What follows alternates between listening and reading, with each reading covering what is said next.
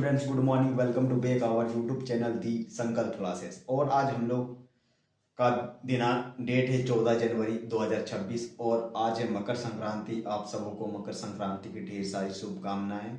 आपका जीवन मंगलमय हो। और पहले ही एक शॉर्ट वीडियो के थ्रू से आपको समझा दिया था कि 14 जनवरी को हम लोग स्पेशल कुछ बात करने वाले हैं, जो आपको ऑलरेडी पता है। जो टॉपिक हमने लिया था उसके बारे में क्या बात करेंगे, और नहीं पता है तो आपको पीछे में व्हाइट बोर्ड में दिखाई देगा कि आज हम लोग किस टॉपिक में बारे में बात करेंगे।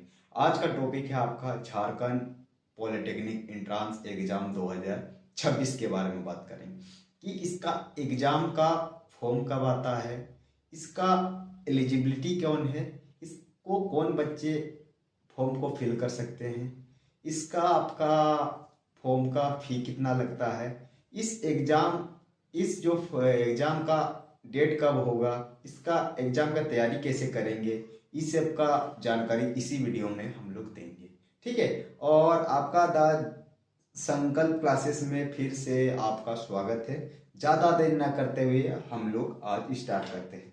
देखिए बाबू, झारखंड पॉलिटेक्निक एंट्रांस एग्जाम को हम लोग कुछ साल मतलब 3 साल पीछे का पकड़ेंगे कि फॉर्म कब आया। 3 साल मतलब आपका 23 का पकड़ेंगे, 24 का पकड़ेंगे और 25 का पकड़ेंगे कि उसका एग्जाम कब का फॉर्म कब आया था, उसका एग्जाम डेट कब हुआ था, उसके बारे में हम लोग चर्चा कर लेंगे। फिर हम लोग कोशिश से हम लोग ये कर लेंगे कि अंदाजा मतलब कि 26 में फॉर्म कब आएगा, उसका एग्जाम कब होगा।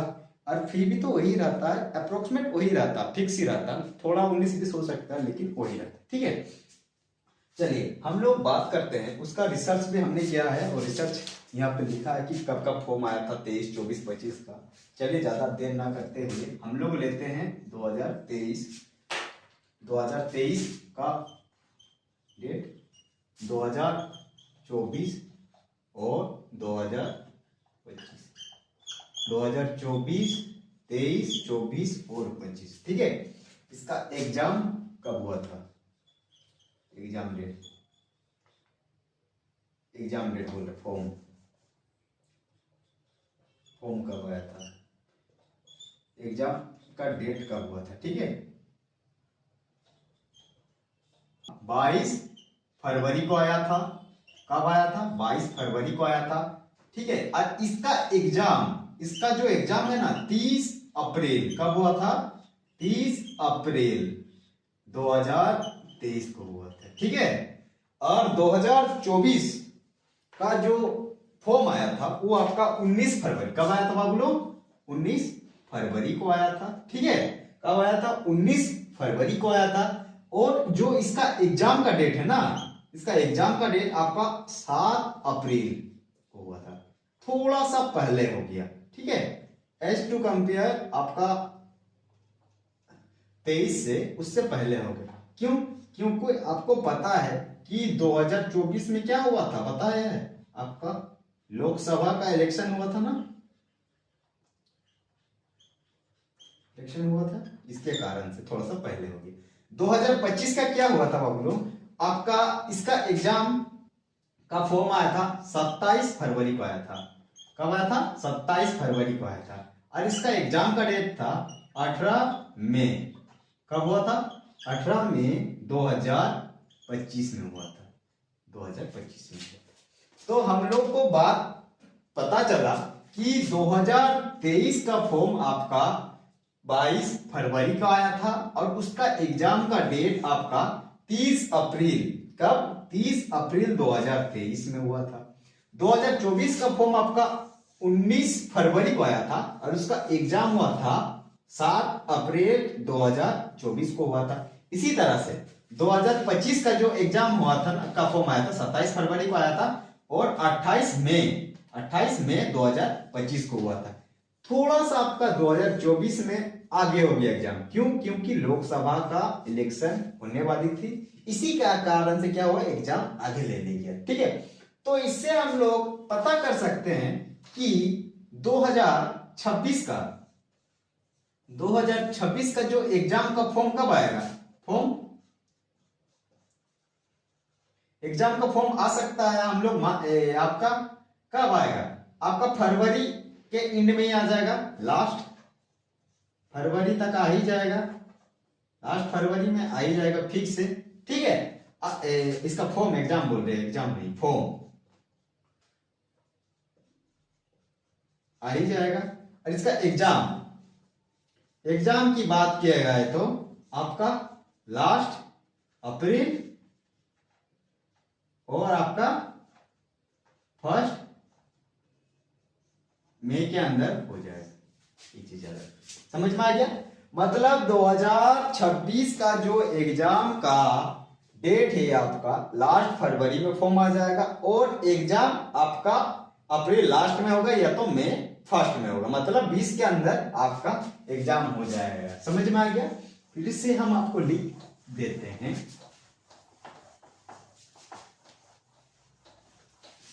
कि आपका 2026 का जो फॉर्म आएगा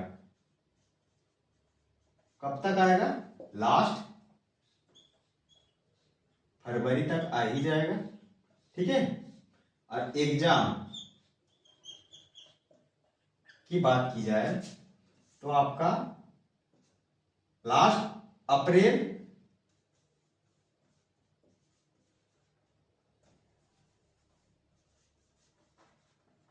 या तो 15-20 पकड़ लीजिए,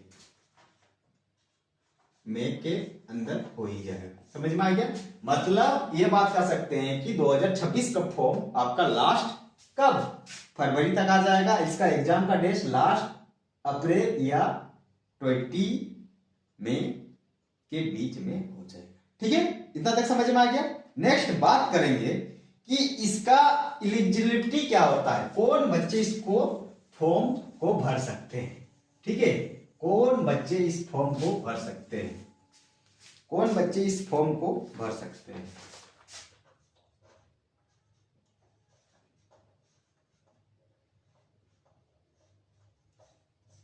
या तो कौन बच्चे इसको भर सकते हैं, 10th पास या 10th अपीयरिंग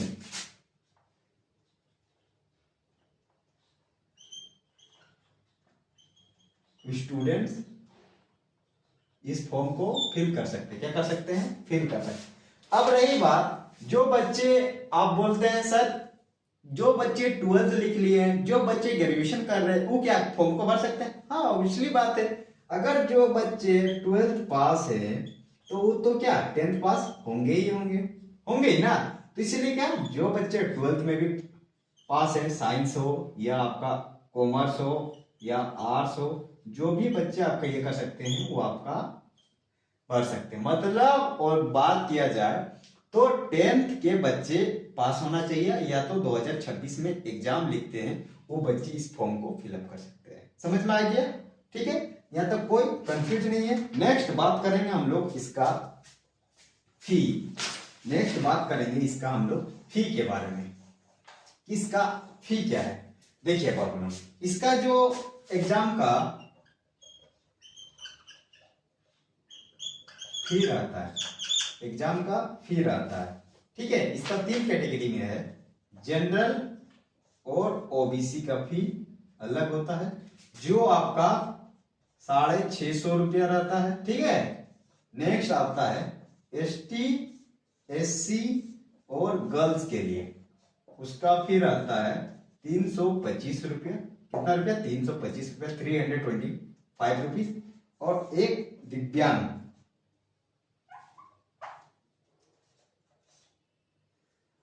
के लिए आपका फ्री रहता है। ठीक है, इसका फ्री रहता है। मतलब बात करा जाए तो जो आपका जनरल और ओबीसी का फी रहेगा 650 रुपया रहेगा, आपका एसटी, एससी और गर्ल के लिए आपका 325 रुपया रहेगा, और दिव्यांग ये फ्री रहेगा। इसमें कोई पैसा नहीं लगेगा, कोई पैसा नहीं लगेगा, ये फ्री रहेगा। समझ में आ गया? नेक्स्ट बात करते हैं हम लोग कि इसका इस एग्जाम का एग्जाम पैटर्न क्या है, इस एग्जाम का एग्जाम पैटर्न क्या है। ठीक है, इसका एग्जाम पैटर्न क्या है बाबू लोग, इसका एग्जाम पैटर्न क्या है। इसका एग्जाम पैटर्न क्या है? इसमें बाबू लोग आपका 3 सब्जेक्ट आता है। पहला आता है फिजिक्स, ठीक है, दूसरा आता है केमिस्ट्री, तीसरा आता है आपका मैथ, ठीक है। इसमें आपका टोटल क्वेश्चन और मार्क 50 क्वेश्चन रहेंगे,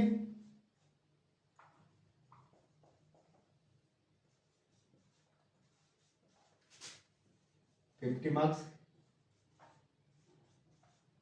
टोटल हो जाएगा 150, क्वेश्चन भी कितना 150, ठीक है, समझ में आ गया। टोटल क्वेश्चन हो जाएंगे आपका फिजिक्स का 50, केमिस्ट्री का 50, मैथ का 50, टोटल क्वेश्चन हो जाएंगे 150 और मार्क्स हो जाएगा 150। मतलब कि एक क्वेश्चन में एक नंबर 150 और टोटल मार्क हो गया आपका 150। मतलब आपका एक क्वेश्चन को आप सही करते हैं तो 1 नंबर मिलेगा। अगर आप उस क्वेश्चन को गलत करते हैं, उस क्वेश्चन को गलत करते हैं तो आपका 1/3 नेगेटिव मार्क रहेगा, ठीक है। मतलब यहाँ बोला जाए तो नेगेटिव मार्क जो है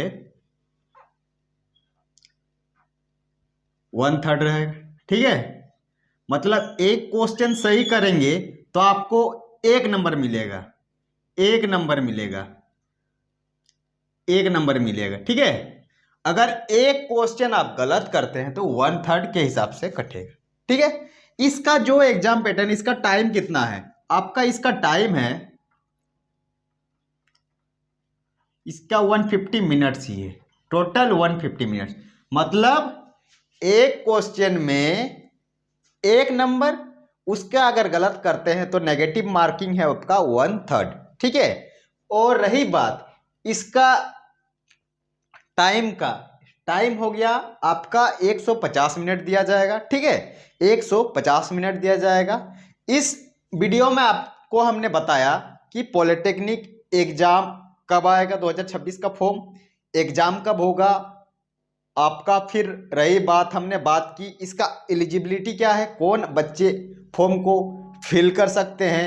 और नेक्स्ट हमने बात किया इसमें किस बच्चा का कितना फी लगेगा, जैसे जनरल और ओबीसी का कितना फी लगेगा, एसटी और एससी का फी कितना लगेगा। और हमने बात किया कि यहाँ दिव्यांग लोगों का भी कितना फी लगेगा। और इसमें हमने समझा कि एग्जाम पैटर्न क्या है। इसमें पूछा जाएगा आपका फिजिक्स का 50 क्वेश्चन, केमिस्ट्री का 50 क्वेश्चन और मैथ का क्वेश्चन, ठीक है, 50 क्वेश्चन टोटल का। मतलब टोटल क्वेश्चन हो गया आपका 150 और टोटल मार्क भी हो गया 150। समझ में आ गया, इसी पैटर्न पे ही रहेगा।